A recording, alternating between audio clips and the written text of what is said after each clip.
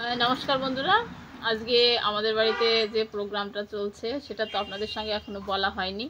আগেই একটু দেখালাম যে আমাদের গুরুদেব এসেছেন, ওনাকে চরণজল করানো হলো। রান্নাবান্না করছিল মা এবং মামি সবাই মিলে। এবার কেন সেটা করা হয়েছে সেটা তো এক্স্যাক্টলি আপনাদের সঙ্গে বলা হয়নি। এই যে 1 মাস ধরে দামোদর ব্রত পালন করা হলো, আমার শাশুড়ি মা, আমার মামি শাশুড়ি, ওনারা দামোদর ব্রত পালন করেছেন। সেটা করার পরে এখন বৈষ্ণব সেবা দিতে হয়, সেই বৈষ্ণব সেবা। আর আজকে সেই দিন, আজকে বৈষ্ণব সেবা দেওয়া হবে, তারই একটু যৎসামান্য আয়োজন আমরা যেটুকুন করতে পেরেছি আমার শাশুড়ি মা, সেটা দিয়ে আজকে ঠাকুরকে সেবা দেওয়া হবে এবং আমাদের গুরুদেবকেও আমরা সেই সেবাটা দেব। উনি একজন বৈষ্ণব। এবার সেটা আপনারা দেখতে থাকুন। এখন আমি যাব মন্দিরে, ঠাকুরের ভোগ দেওয়া হয়ে গেছে, ওটা এনে গুরুদেবকে এবার সেবা দিতে হবে। তাদের अखंडमंडलाकारं भक्तं जन चराचारं तात्पदं दर्शितं जन तस्मै श्रीगुरुवे नमः। अज्ञानतिमिरन्धस्य गणं शलाकया चक्रन्मिलितं जन तस्मै श्रीगुरुवे नमः। गुरु ब्रह्मा गुरु विष्णु गुरु महेश्वर गुरु परब्रह्म जन तस्मै श्रीगुरुवे नमः। এই দেখুন, আমরা যে নিয়ম সেবার মাস পালন করেছে আমার শাশুড়ি মা, তার জন্য আজকে একদম শেষের দিনে এসে বৈষ্ণব সেবা দিতে হয়। তার জন্য মা যে আয়োজন করেছে, ষোড়শ উপাচারে আয়োজন করেছে। মা যে রান্নাবান্না করছে ঠাকুরকে ভোগ নিবেদন করার জন্য। এদিকে আমাদের গুরুদেবও চলে এসছেন, গুরুদেবকে আমরা চরণজল করাচ্ছি। এই চরণজল করানোরও অনেক নিয়ম আছে, সেই নিয়ম অনুসারেই করানো হয় গঙ্গা জল দিয়ে। গুরুদেব যদি বাড়িতে আসে তাহলে গোবিন্দ সেবারও প্রয়োজন হয় না, গুরুদেব হচ্ছে সব থেকে উপরে। মানে এটা আমার শাশুড়ি মায়ের থেকে শেখা এবং শাস্ত্রমতে সেটাই বলে।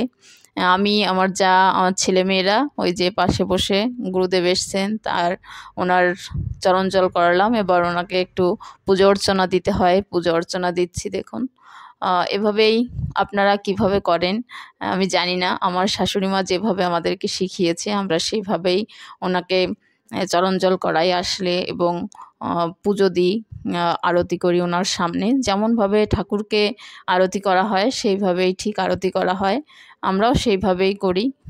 এটা পুরোটাই শিখেছি আমার শাশুড়ি মার কাছ থেকে।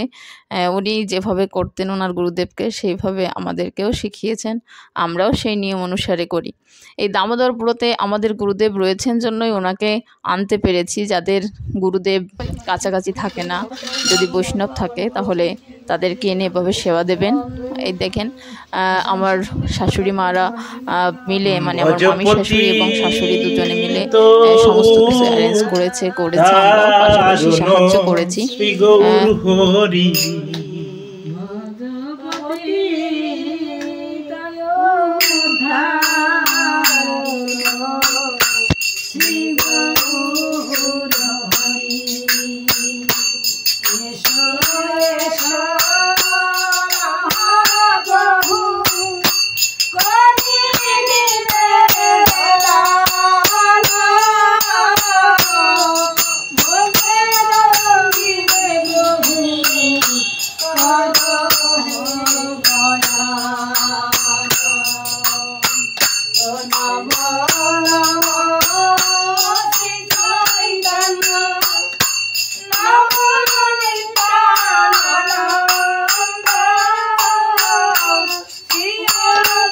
দামোদর মাসে এই যে ঠাকুরকে সেবা দেওয়া হয়েছে, এর অনেক নিয়ম কানুন রয়েছে। দামোদর মাস হচ্ছে নিয়ম সেবার মাস, একদম নিয়ম মেনে চলতে হয়। এই মাসে যারা প্রসাদভোজী তারা তো অবশ্যই জানেন, যারা প্রসাদভোজী নেই, সাধারণ মানুষ রয়েছেন, তারা হয়তো অনেকে জানেন না কীভাবে করতে হয়। আমি যতটা জানি সেটা আপনাদের সঙ্গে শেয়ার করছি। দামোদর ব্রত যে মাসে পালন করা হয় সেই মাসটায় একদম সাত্ত্বিক আহার আমাদেরকে নিতে হয়। সাত্ত্বিক আহার হলো সেই আহার যে আহারে আমাদের কাম, ক্রোধ, লোভ, কোনো কিছু মোহ এগুলো কাজ করে না, সেই ধরনের খাবার আমাদেরকে নিতে হয়। সেটা কী ধরনের খাবার খানিকটা আপনারা আন্দাজ করতে পারছেন, যে নিরামিষ খাবার খেতে হয়, দুগ্ধ জাতীয় খাবার খেতে হয় এবং আরও নিয়ম আছে। সকালবেলা ঘুম থেকে উঠে আপনার ব্রহ্ম মুহূর্ত যেটা বলে 12টা থেকে 4টের মধ্যে স্নান করে ঠাকুরকে ঘিয়ের প্রদীপ জ্বালাতে হয় ঠাকুরের সামনে, তারপর তাকে আরতি দিতে হয় এবং সকালবেলা ঘিয়ের প্রদীপ জ্বালানোর পরে ঠাকুরকে যেভাবে নিয়ম করে সেবা দিতে হয় সেগুলো দিতে হয়। তারপর এসে সমস্ত কিছু করার পর শেষের দিনে এসে আবার সন্ধ্যাবেলা ওদিকে আপনার প্রতিদিন আকাশে প্রদীপ দিতে হয়, সেটা হলো আকাশ প্রদীপ। দেখুন আমাদের সমস্ত নিয়মকানুন করে ঠাকুরের নিবেদন দেওয়ার পরে এবার গুরুদেবকে আমরা প্রসাদ নিবেদন করছি। মা আমাকে বলে দিচ্ছে, ওই যে দেখেছেন যে 8টা ফুল সাইডে রয়েছে সেটা হলো অষ্টসখী, আর মাঝখানে হচ্ছে যুগল অর্থাৎ আমাদের রাধা মাধব রয়েছে। এইভাবে ফুল সাজিয়ে দিয়ে গুরুদেবকে সেবা দিতে হয়। এটা মায়ের থেকে শিখেছি এবং সেগুলোই করার চেষ্টা করছি। জানি না কতটা দিতে পেরেছি, তবে অন্তর থেকে দিয়েছি এটা বলতে পারি। এভাবেই আমরা গুরুদেবকে সেবা দিলাম, সবাই মিলে আমরা রয়েছি। যেভাবে আমাকে শিখিয়ে দিয়েছে সেভাবেই আমি দিয়েছি। আপনাদের বাড়িতে কীভাবে দেন সেগুলো অবশ্যই কমেন্টসে জানাবেন, এবং আপনাদের কেমন লাগলো আমাদের এই ভিডিওটা, অর্থাৎ আমাদের এই পূজা অর্চনার বিষয়টা কেমন লাগলো সেটা আমাকে অবশ্যই জানাবেন। যদি ভালো লেগে থাকে তাহলে সেটাও জানাবেন, এবং যদি কোনো ভুল আমার হয় বা ত্রুটি হয়ে থাকে সেটাও জানাতে ভুলবেন না।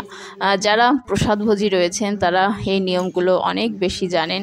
সাধারণ আমরা যারা রয়েছি তারা তো অত বেশি জানি না, তবু জেনে নিতে হয়, কারণ আমরা যেহেতু সনাতন ধর্ম অবলম্বী।